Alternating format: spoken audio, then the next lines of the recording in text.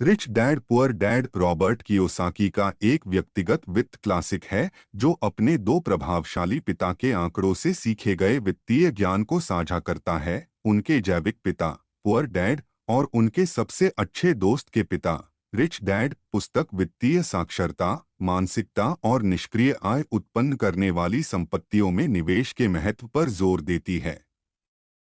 यह धन की पारंपरिक धारणाओं को चुनौती देता है और पाठकों को उद्यमिता और वित्तीय स्वतंत्रता की मानसिकता अपनाने के लिए प्रोत्साहित करता है। पूरी किताब में कियोसाकी ने अपने प्रमुख सिद्धांतों को स्पष्ट करने के लिए व्यावहारिक सलाह और उपाख्यानों को साझा किया है, जिससे इसे अपनी वित्तीय स्थिति और मानसिकता में सुधार करने वाले किसी भी व्यक्ति के लिए अवश्य पढ़ना चाहिए।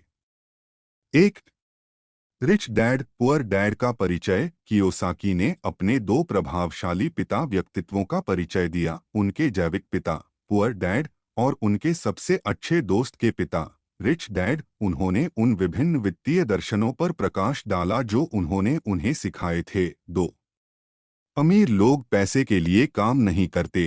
कियोसाकी वित्तीय साक्षरता के महत्व पर जोर देता है और कैसे अमीर लोग पैसे के लिए पूरी तरह से नौकरी पर निर्भर रहने के बजाय आय उत्पन्न करने वाली संपत्ति प्राप्त करने पर ध्यान केंद्रित करते हैं।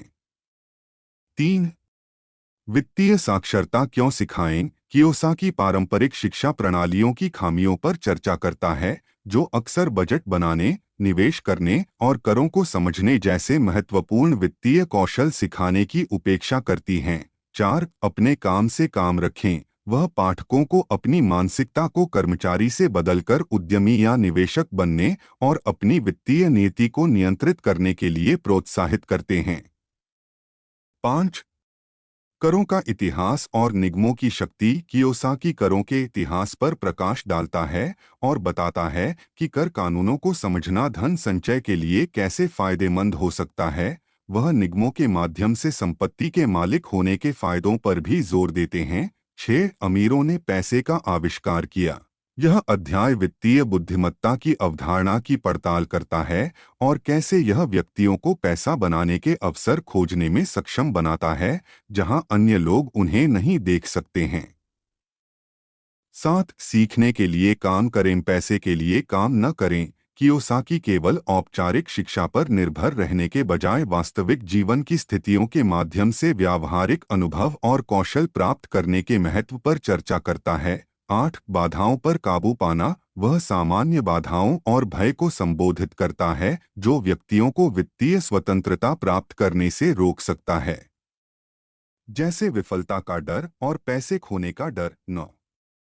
शुरुआत करना। कियोसाकी वित्तीय स्वतंत्रता की राह पर शुरुआत करने के लिए व्यावहारिक कदम प्रदान करता है, जिसमें किसी की वित्तीय स्थिति का आकलन करना, लक्ष्य निर्धारित करना और कार्रवाई करना शामिल है। 10.